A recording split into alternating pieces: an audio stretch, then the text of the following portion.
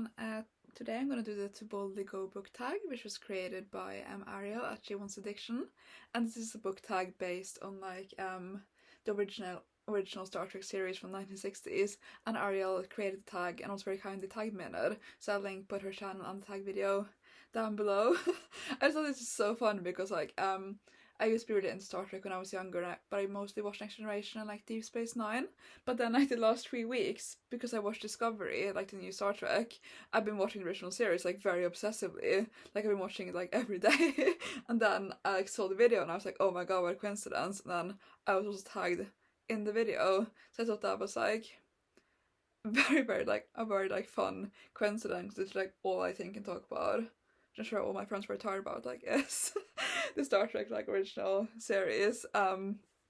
It's obviously very flawed, and it was very much you can very much tell it was made in the 60s, but I just love it so much. I kind of love what it's trying to do, even though it fails as a YouTuber project in so many ways, and also kind of fails to imagine an ethical future in a lot of ways. But I do think it's very interesting sci-fi.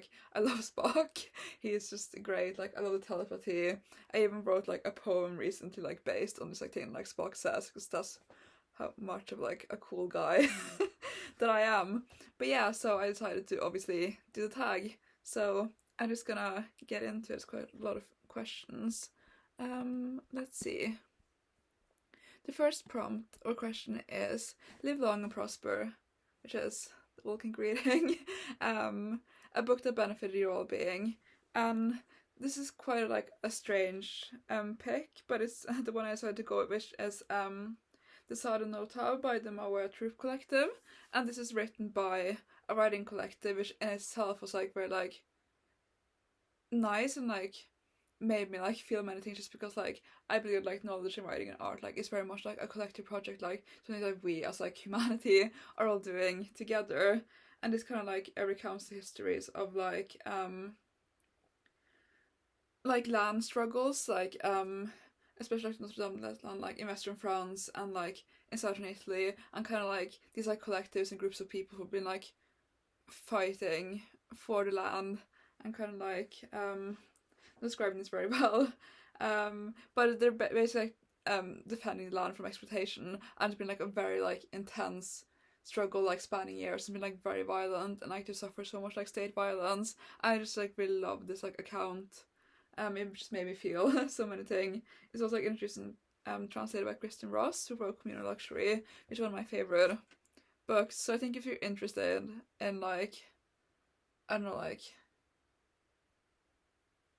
direct action and disobedience and fighting state violence and land protection, and you would enjoy this.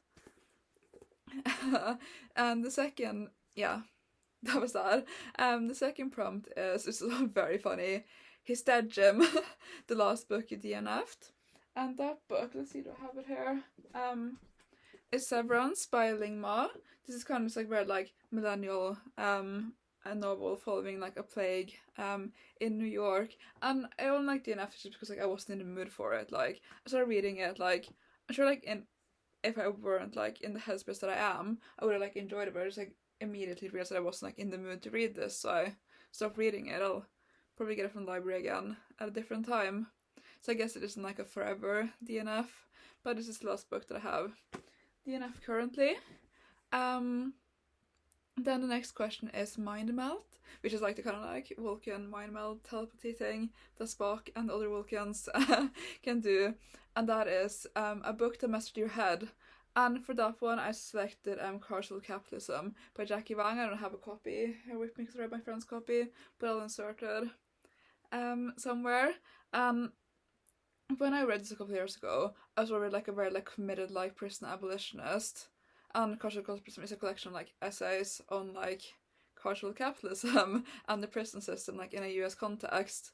And it's just even though I was already again a committed prison abolitionist, it was just so intense. And there's this very famous essay called Against Innocence, which I post down below, and it's just such a, I don't know, a heartbreaking but also just great collection of writing on just like why we need to abolish prisons and like decriminalize everything.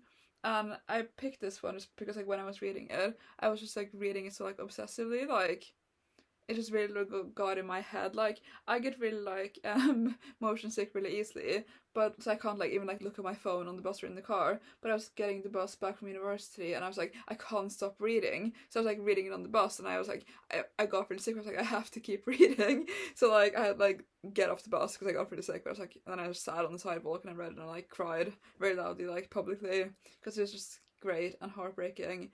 And if you haven't read it, you definitely should. So that's my answer for that question. So the next prompt is Replicator, a book that reminds you of another book.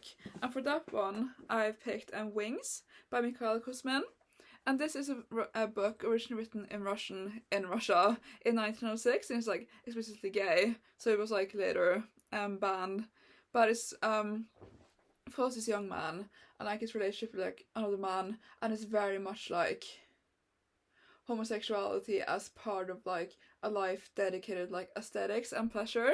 And when reading this, it like reminded me of like reading The Picture of Dorian Gray by Oscar Wilde, which obviously like isn't explicitly queer or like gay, even though like it obviously is. But it's like it made me think of that because it's like the commitment to like pleasure and aesthetics and vanity like reminded me of The Picture of Dorian Gray. This is like, it's not like an amazing book. I think it's like very interesting. Like if you're interested in like historical, explicitly gay writing, you should check this out. I haven't really seen anyone talk about it. But yeah, that bourgeois gay decadence.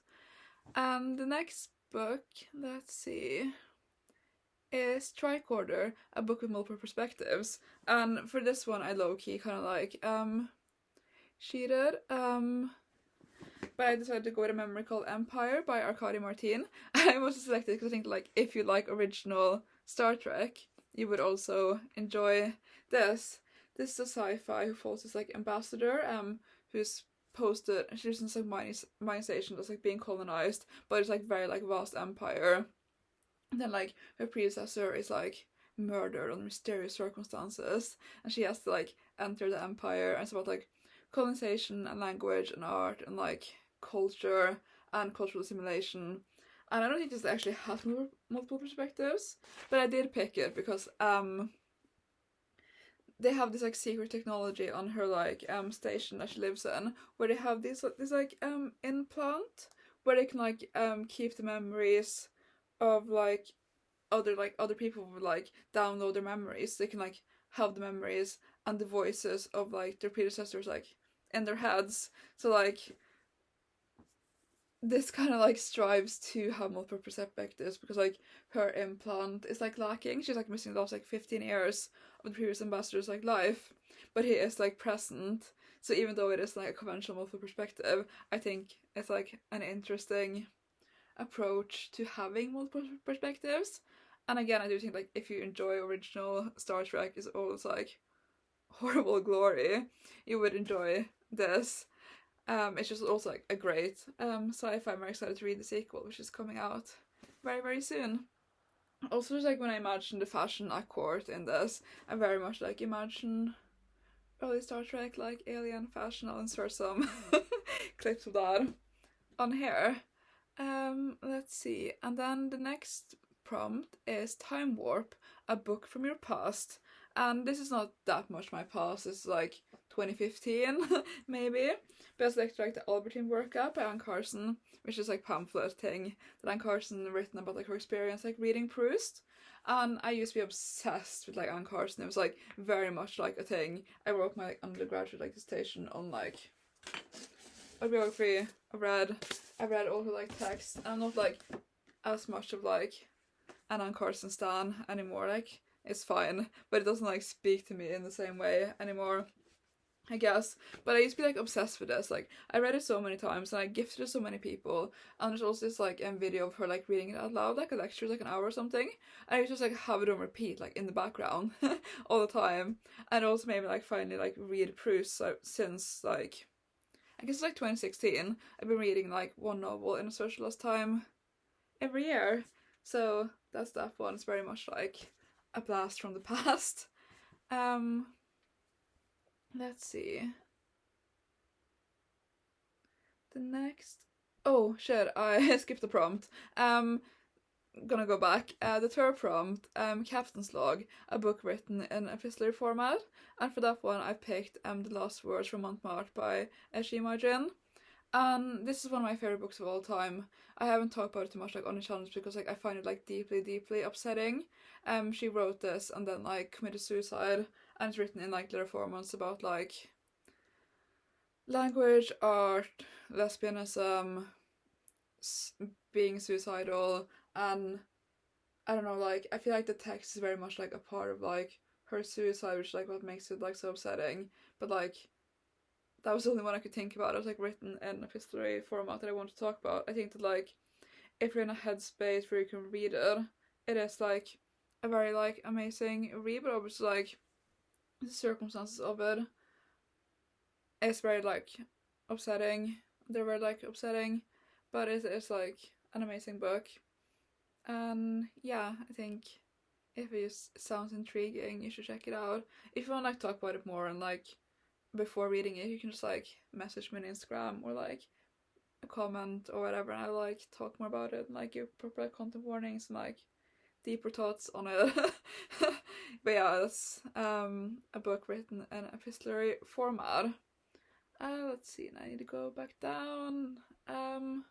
Okay, the next prompt or question: communicator, a book someone recommended you plus a book you recommended them. And for this one, I selected Dragon Keeper by Robin Hobb, which Mari is going to read for me out loud because she reads for me out loud sometimes, which is very nice because I love being read to, and she thinks that I would really like enjoy it, and that's why she's going to read it to me.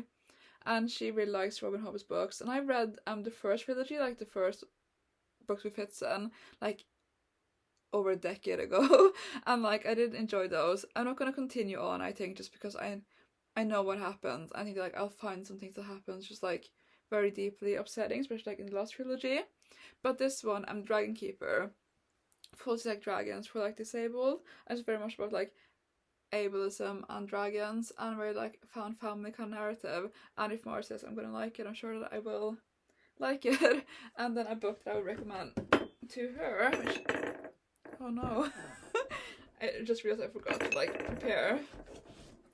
It's Escaping Exodus by Nikki Drayden, which is a very like great queer sci-fi following Saskia and Adala, who are these two young women living in this like live beast that's also like a spaceship, and it's about like class and desire, and it's really weird and like bodily, and it has all these like sexy bone worker women who are like doing manual labor, being sexy, fighting, having their tits out, or things that like Mari would enjoy, exposed. So the next question is Orion Slave Girl, a book with problematic elements, and I feel like also like the Orion Slave Girls really like exemplifies all the issues like original Star Trek, just in the sense of like the view like women and sex and just like the whole like Orientalism of it. But for that prompt, I picked Dorian by Samuel Delaney, which is it's very massive like epic sci-fi like masterwork following this like narrator named the kid who's like lost his memories, and he's like enters this city, and it's all like very weird and strange and like feverish, and I do love it, even though it's like definitely like an experience reading. It feels like a fever dream, but like the kid is like in the stories, I think he's like 29, and like he's in this relationship with like where like he fucks a lot of people, but one like the main people he's like sleeping with is this like 14-year-old like 15-year-old like boy, and I just like hate reading that. Like it fits within like the whole like ooh anarchist free desire thing of the book, but I just like hate it, and it's like uncomfortable to read. And also like I know a lot of like horrible like anarchist men, and like what's more like horrible, or like what's more peak like annoying anarchist man with like bad politics, then like, oh, a really like vital part of my anarchy is being allowed to like fuck a 15-year-old. That's you know, that's body autonomy. But yeah, that's that one. And then the last, oh, I did also not prepare this one. Give me 1 second. Hey, the last prompt question is kobayashi maru, which is this like impossible scenario at the Starfleet Academy that only Captain Kirk has ever been able to defeat, and he did it by like cheating it. But that is an extremely challenging book, and this one was quite like hard to pick just because like I can't really think of any books that I found like extremely challenging.